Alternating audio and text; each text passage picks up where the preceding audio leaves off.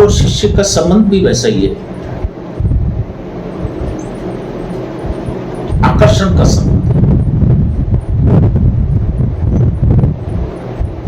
Surgeon का संबंध और विसर्जन का संबंध।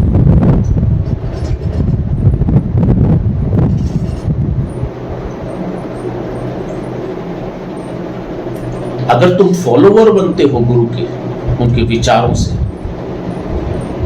उनके मंथन से, उनकी किताबें पढ़कर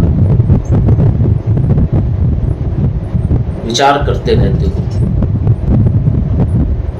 ये फॉलोवर की संज्ञा है।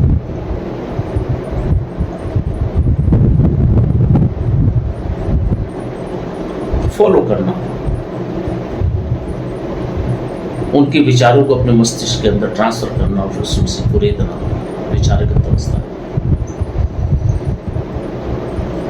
तो फॉलोवर बनने वाला साधक शिष्य नहीं बन सकता।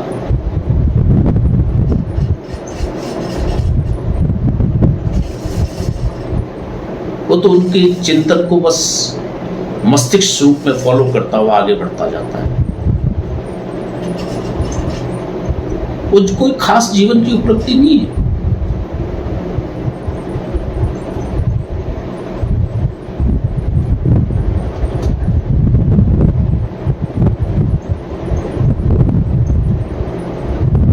उसका जीवन किसी खंड में जाकर खत्म हो जाएगा और विचारों के ओत प्रोत से, कुरीतियों से, लोगों के भटकाव से अपने जीवन की शैली को बार बार बदलता हुआ अग्रणी होता रहेगा।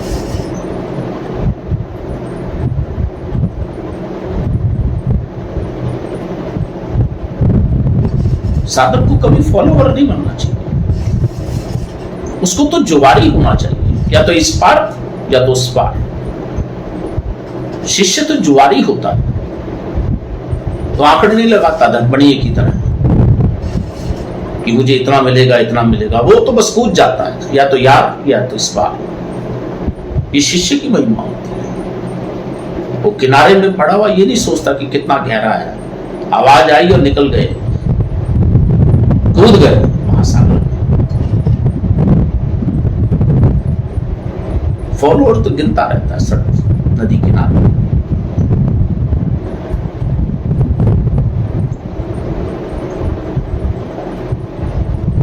किनारे में सभी चीजों को गिनता हुआ आगे बढ़ने, विचार का मंथन करता, वो जीवन की शैली नहीं है।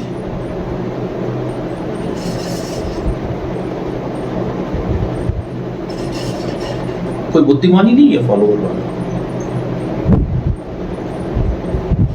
साधक को शिष्य बनना, प्राणगत अवस्था में जाने को शिष्य कहते हैं, अंतर्गत अवस्था में जाने वाले को शिष्य कहते हैं। और शिष्य का मतलब होता है कि गुरु के स्वरूप को अपने हृदय के अंदर जोड़ देना, गुरु के चिंतन को अपने हृदय के अंदर जोड़ देना, गुरु की धारा को अपने हृदय के अंदर जोड़ देना, उसको शिष्य कहते हैं। उन दोनों के प्राणों का समागम ही शिष्यता है।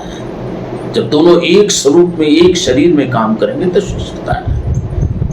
तभी कहेंगे देखो डॉक्टर नारायण दत्त श्रीमाली जी का ये शिष्य है, ये चेतना देवी है, ये ज्योति है, ये ज्योति पुंज है।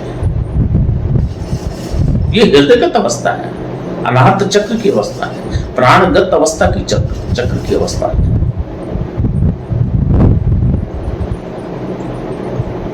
तब मिलन होता है दो प्राणों का, एक शरीर में मिलन होता है, तब शिष्य आगे बढ़ जाता है, तब शिष्य की क्रिया होती है। तब वो गुरु की सारी संचित पूंजी को अपने शिष्यत्व को देते हुए आगे बढ़ जाते हैं।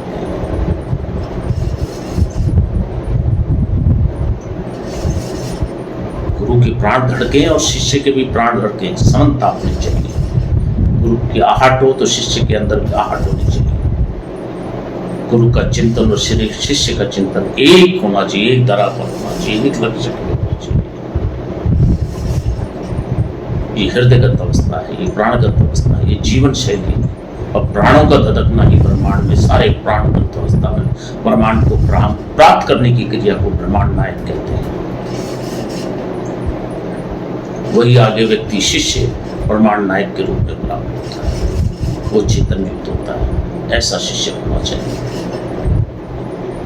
ऐसी जीवन शैली होनी चाहिए शिष्य की, कि गुरु के प्राणों के साथ समागम करता हुआ निकलता चला जाए साधनों के माध्यम से। उसको लोग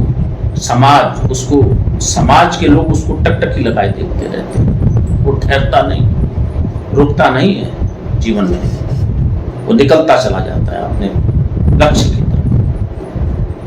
वही लक्ष्य जो गुरु का होता है, उसी लक्ष्य को लेता हुआ शिष्य आगे निकलता चला जाता है। उसके पास कोई और लक्ष्य नहीं होता, गुरु के लक्ष्य को लेता चला जाता है आगे।